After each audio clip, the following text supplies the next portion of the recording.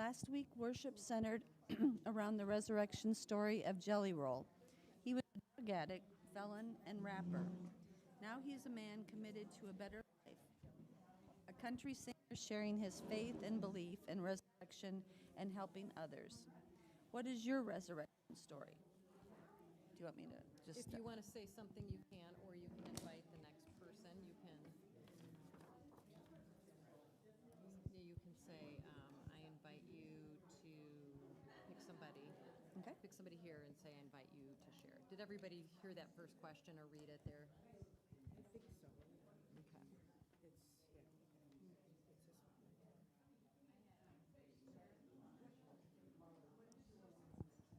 I'll pass for now. I don't know. You know, I was traveling last weekend in New York, and so I didn't hear the story of Jelly Roll. So either Judy might like to talk now, or someone would be helpful if I could be Or just about learn. your own resurrection story. I could say something. My resurrection story has been fairly gradual. I think over time I have become a better person, and I think maybe that's what we're talking about, is becoming something that you weren't before. Because I was kind of raised in a family that was very traditional and had my brother was much more important than I was, and all that kind of stuff. And we went to church every Sunday, but we really didn't reach out from our church. And I've learned that that's important it's just a growth, I think. It's a growth that I've had over time of being more loving and more considerate and kinder.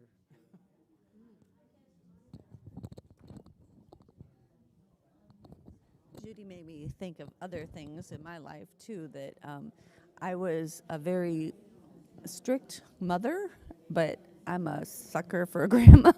So I'm still, teaching and helping and guiding, but I can laugh at the naughtiness sometimes. When I was a mom, I was a little more strict with things. So, but my kids turned out great. A resurrection story. The first thing that came to mind was just really my resurrection around my faith. I, like Judy, grew up going to church pretty much every week, but we didn't, the church didn't have outreach that I was involved in or anything. Well, my Sunday school class, we would always go to the nursing home. I really loved going to the nursing home when I was a little kid. And so did other kids in our class, and so we had some teachers that would take us over there kind of regularly and visit, but we didn't talk about our faith or anything in our home or whatever. And when I was after seminary and when I was in my first job and after my first job, I just felt like I wanted more for my faith, and not just to go on Sunday mornings. And in those days, sermons were so heady and theological. It was was really more like a lesson, like a college class and a lesson. And I really wanted more of a feeling faith. And so sometimes you would go to these big events where there would be more, the music would be more feeling based and that sort of thing. We had the UCC used to have big women's events. And I went to one in Milwaukee when I was in seminary, and Sweet Honey in the Rock sang. And that was the first experience I'd ever had like that. This really engaging, heartfelt African-American women group. I don't know if you all know Sweet Honey in the Rock. They still sing. It's very emotional kind of music and everything. And so, when we first moved here, it was a very, very difficult time for me and my family. And I really leaned a lot on my faith and really grew. So that was just much more of a resurrection experience. I wouldn't be a pastor now if that hadn't happened for me. So anybody, did you want to say anything now? Or you Oh, you did. Elizabeth, did you want to say anything now, or you still want to pass, or what? I will pass. She'll pass, okay. Number 2, the Israelites were released from Egypt, but had to learn a lot about freedom by wandering the desert for 40 years. Today we're examining release from that which binds us. Does this touch home for you, and how?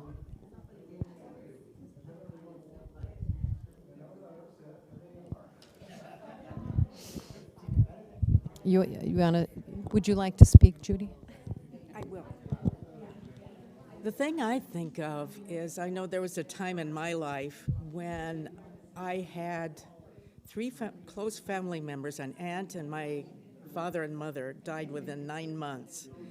And we moved during that time, and it was like in the wilderness. I think a lot of times when we face the death of somebody that's close to us and that kind of thing, it puts us in the wilderness. I was lost for a long time after that happened, and it just takes time to get over those kinds of things, I think. We all go through them. Yeah. But that's what I think of. Yeah. Okay. When I read this, I think about what we're going through right now at home, emptying out my mother-in-law's house, which had not had anything empty since before even my husband's grandmother died, and going through my things. And I feel that as we go through kind of room by room or space by space, it feels like a release to not have so much stuff. You know, the material possessions are a joy, and we're lucky to have enough of what we need to be fed and clothed. But having, many people are feeling this now, I think. Just an excess of stuff really does weight you down and make it hard to appreciate what's important, what's pretty. You know, people now have come up a couple times recently with, well, I have thousands of pictures, digital pictures, but I never look at any of them because they're all on the computer. And so there's that feeling of wanting to get rid of what's extra to concentrate on what really is meaningful and brings joy. I've witnessed a couple people that go through the same thing. Recently, my daughter was helping her mother-in-law get downsized so she could move into a facility. And I got to thinking about what I've been doing since I lived in my new house now for since 2009. But as I moved stuff, I weeded out, but then I had more stuff that I've gotten rid of because I don't even look at it. It's in the basement, or, you know, it's just not there. It's just collecting dust. And so I've gone to Goodwill a lot over the years, and I've gotten less sentimental, I guess. But I try to keep family things. But if it's a book that I bought in, you know, my high school years, it can go away now. This reminds me of kind of a different release about freedom, and that is that most of my life I've tried to lose weight. I've done all the diets under the sun and all of that, and I'm very aware of the health risks in my life. My mother ended up dying of all the diabetic complications that she experienced for a very long time. My brothers all have diabetes now, and a couple of them have very severe health issues. And I just never wanted to give up the search for figuring out what I could do. And losing weight is very, very hard for me, and that has to do with the whole insulin mechanism in my body, which I have all of the same markers that everybody else in my family does. And 5.5 years ago, my A1C was creeping up, and the doctor was like, okay, you're gonna get this under control, because otherwise you're gonna have to go on medicine. And I really didn't want to do that, because I know that brings on a whole host of other physical complications. And so I was like, well, no, I don't. And I was lifetime at Weight Watchers, spent most of, probably 30, 40 years in Weight Watchers and things. And never, it didn't really seem to help. Lee and I watched a documentary about this man who was, and he made his own documentary, went around and talked to every health professional out there, Esselstyn and Furman and all of the people, and he talked to this woman, Susan Pierce Thompson, who has a PhD in brain health. So she studies the brain, and her particular focus is around food. And so she has a whole program, and Lee and I were like, I said, oh my gosh, I think she is talking about me, because she talked about one of the differences. Like, I had always heard, and I feel like the thinking at the time was, well, if you have insulin issues, like, you should eat little small meals all day long. And she said that's actually the wrong way to do it, because your blood sugar never comes back down.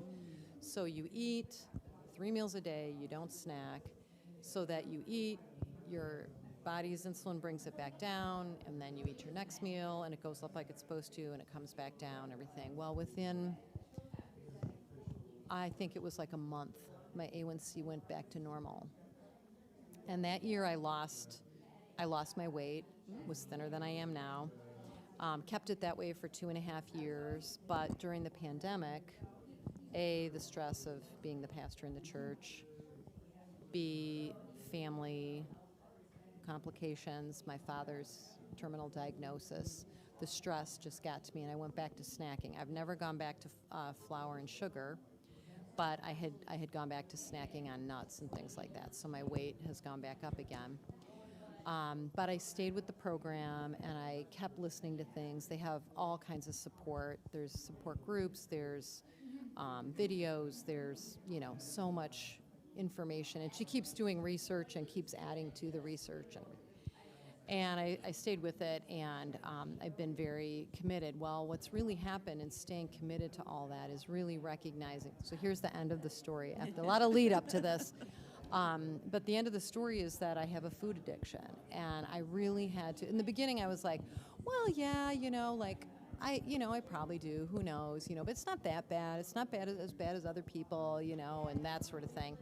But it's the same issue. Whether you can't be like a little bit of an alcoholic. You either are or you aren't. And given whatever, all the things, that is my thing. So I have really had a release of that. I mean, I still don't eat flour and sugar. I have been very committed now this past year to not snack and all that. Obviously, cortisol is also a big effect on being able to lose weight, so that's still, I'm getting there, but I feel like I don't talk about it very much, because it's like, well, just like everybody else, she gained weight back, so that didn't work either. But it has really, really worked to stop the chatter about food in my head, and to stop, and it gave me peace and space to be able to do what I do.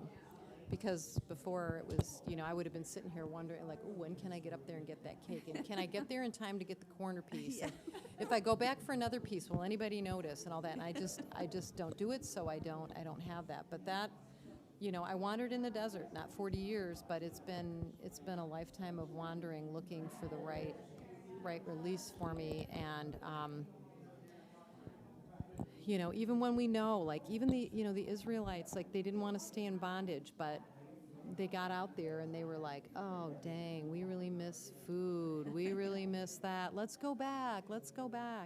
And, with an addiction, it's hard. I don't want to do this anymore. I don't want to eat that kind of food. I want to eat that kind of food. It's the same story when you have an addiction. It's, you're like, the life is going to be better over there, but it's real hard to get there. And sometimes it takes a lot of practice to get there. So that is my story on that. What, I haven't checked. Oh, here, does somebody want to see if there's any other, oh boy. What questions do you have about resurrection, either Jesus or yours? Let's see if anybody's wants a question. Yeah. That is a hard question. I didn't know if people might have questions.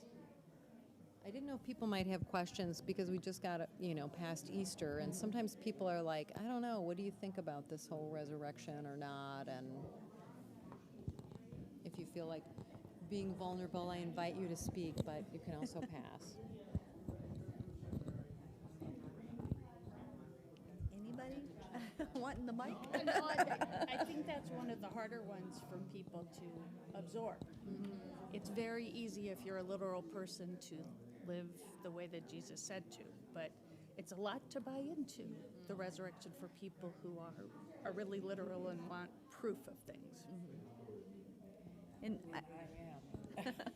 and I think your faith, no matter what it is very personal. And I have my beliefs, but they're hard to explain to other people because I don't want to look foolish. I don't want to look like I'm a know-it-all. I don't want to, there's... Or know nothing. Yeah, yeah. And so you kind of live your faith, but you don't necessarily, promote it to other people other than your actions, in my case anyway, so... Yes, things like that are very hard to put into words. And some people are more comfortable, can find the words they need more easily. And we're not the kind of faith people that feel like we have all the answers. We're the place where you can come with your questions. And so, I feel like that is so important. And I know there are people who, in my own family who can very clearly say, this and that, and whatever it is that they want to say. But we have a more nuanced way of faith and looking at things. But I find it encouraging to be able to talk about it with people here.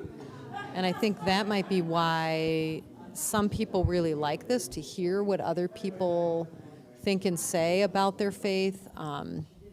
Because we don't, the downside of being able to think however we want is that we don't practice talking about it, and we don't share and learn and maybe grow from each other if we don't talk about it.